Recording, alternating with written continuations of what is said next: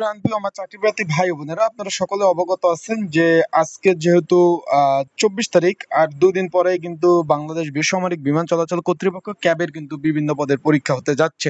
সবগুলো পরীক্ষা কিন্তু 27 তারিখ হতে যাচ্ছে। এই জন্য একটি সাজেশন রয়েছে এই পদের জন্য, এবং সেটা কিভাবে পাবেন, কিভাবে কমন পড়বে সেই বিষয় নিয়েও কিন্তু আলোচনা করব।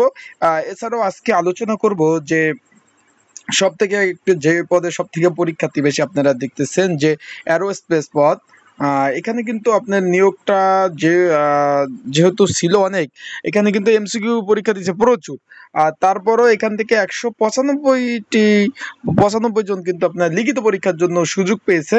এখন এই পদের জন্য একটি সংক্ষিপ্ত সাজেশন আছে, সেটা কিভাবে পাবেন, কতটুকু কমন উপযোগী হবে, কতজন পরীক্ষার্থী রয়েছে, সেই সকল বিষয় নিয়ে কিন্তু আজকে এই বিষয়ে আলোচনা করবো। এই যে ইন্সপেক্টর পদটা কিন্তু অনেক হাই কোয়ালিটি পদ এবং খুব সম্মানজনক একটি পদ, এই যে ইন্সপেক্টর পদটা, ঠিক আছে।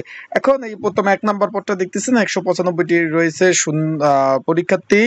27 সেপ্টেম্বর 2024 শুক্রবার পরীক্ষা, সকাল 11টা হতে পরীক্ষা হলো আপনার 12টা 30, 1.5 ঘন্টা কিন্তু পরীক্ষা অনুষ্ঠিত হবে। পরীক্ষা হবে আপনার সিভিল এভিয়েশন স্কুল অ্যান্ড কলেজে কিন্তু পরীক্ষা অনুষ্ঠিত হবে।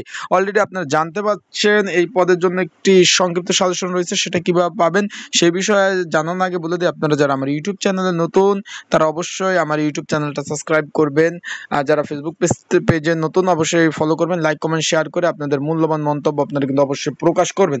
এখন চলে যাই, এই যে পরীক্ষার্থী দেখতেছেন এগুলো রোল নাম্বার 2 থেকে শুরু, আপনার 11 সিরিয়ালের 2 থেকে শুরু করে এই যে আপনার রোল নাম্বারগুলো দেখতেছেন, মোট হলো 521 সিরিয়াল পর্যন্ত 195 জন কিন্তু পরীক্ষার্থী রয়েছে। এখন এই পদের জন্য যে সাজেশনটার কথা বলছি, যদি আপনাদের এই সাজেশনটা প্রয়োজন হয়, স্ক্রিনের উপর যে হোয়াটসঅ্যাপ নাম্বারটা দেখতেছেন বাংলা লিঙ্ক হোয়াটসঅ্যাপ নাম্বার, এই নাম্বারে কিন্তু যোগাযোগ করবেন। স্ক্রিনের উপর যে বাংলা লিঙ্ক হোয়াটসঅ্যাপ নাম্বার রয়েছে এই নাম্বারে যোগাযোগ করবেন।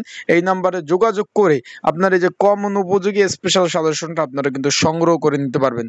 এটা একবারে স্পেশাল সাজেশন, যদি যার যার প্রয়োজন আছে অবশ্যই যোগাযোগ করবেন। আর অবশ্যই কিন্তু পরীক্ষার ঢাকাতে কিন্তু ভাই প্রচুর জ্যাম। এখন কিন্তু বর্তমানে একটা নিয়ম করছে, সেটা আমি বলে দেই। পরীক্ষা শুরু হওয়ার পরে, কোনো আগে যখন পরীক্ষা শুরু হওয়ার পরে পরীক্ষার কেন্দ্রে উপস্থিত হতে পারতেন, এখন কিন্তু ভাই পরীক্ষা শুরু হওয়ার পরে কোনোভাবে, কোনো অবস্থায়, কোনো পরিস্থিতিতে কিন্তু আপনি কোনোভাবেই কিন্তু পরীক্ষার কেন্দ্রে কিন্তু প্রবেশ করতে পারবেন না।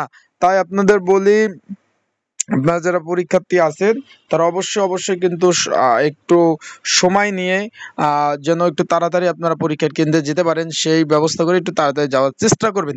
আশা করি আপনারা বুঝতে পারছেন। আপনাদের যদি কোনো ধরনের প্রশ্ন থাকে অবশ্যই কমেন্টস বক্সে কমেন্টস করবেন, সেই প্রশ্নগুলোর অ্যান্সার আমি কিন্তু আপনাদের দেওয়ার চেষ্টা করব। আর যারা পরীক্ষার্থী রয়েছেন অবশ্যই পড়াশোনা করতে হবে ভাই, পড়াশোনা ছাড়া বিকল্প নাই। ভালো প্রস্তুতি যদি ভালো থাকে সেই ক্ষেত্রে আপনারা কিন্তু পরীক্ষার কেন্দ্রে যাবেন। পরিস্থিতি ভালো না থাকলে শুধু টাকা খরচ করে পরীক্ষা দেওয়ার কোনো মানেই হয় না। সবাই ভালো থাকেন, সুস্থ থাকেন, আসসালামু আলাইকুম।